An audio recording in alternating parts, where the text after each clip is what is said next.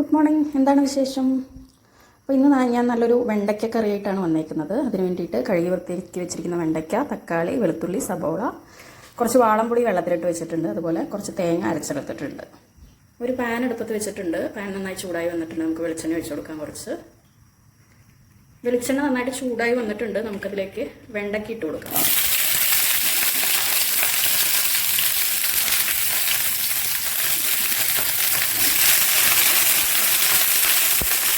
അപ്പോൾ വെണ്ടയ്ക്ക് നമ്മൾ നന്നായിട്ട് വാടി വന്നിട്ടുണ്ട്. എന്നിട്ട് നമുക്ക് സബോള, തക്കാളി, അതുപോലെ വെളുത്തുള്ളി എല്ലാം ചേർത്ത് കൊടുക്കണം. കുറച്ചിട്ട് ഒന്ന് വഴറ്റിയെടുക്കണം.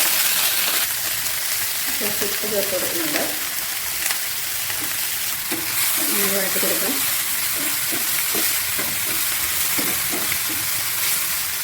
ഇനി നമുക്ക് ഈ പൊടികൾ ചേർത്ത് കൊടുക്കാം. പൊടി ഒരു 1/4 ടീസ്പൂൺ, മുളക് പൊടി ഒരു ടീസ്പൂൺ ചേർത്ത് കൊടുക്കുന്നുണ്ട്.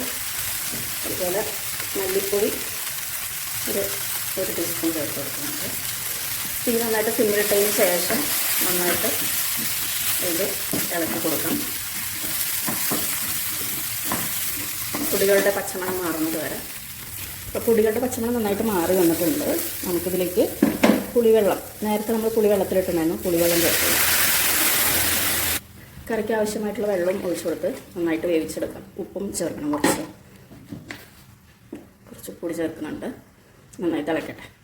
അപ്പോൾ നമ്മുടെ വെണ്ടയ്ക്ക് നന്നായിട്ട് വെന്ത് വന്നിട്ടുണ്ട്. നമുക്കിതിലേക്ക് തേങ്ങ ചേർത്ത് കൊടുക്കാം. തേങ്ങ ചേർത്ത് കൊടുത്തിട്ട് നന്നായിട്ട് ഇളക്കി കൊടുക്കാം. ഇതൊന്ന് തിളക്കട്ടെ. അത് കഴിഞ്ഞ് നമുക്ക് തീ ഓഫ് ചെയ്യാം. കറി നന്നായി തിളച്ച് വന്നിട്ടുണ്ട്. നമുക്കിത് ഓഫ് ചെയ്യാം. തീ ഓഫ് ചെയ്യാം.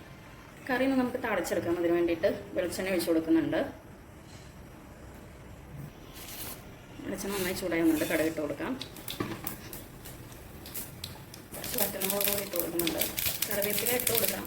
കറിവേപ്പില കഴിഞ്ഞ നേരം ഇട്ട് കൊടുക്കുന്നില്ല. നിങ്ങൾ ഇട്ട് കൊടുക്കാം. കറിയിലേക്ക് ചേർത്ത് കൊടുക്കണം.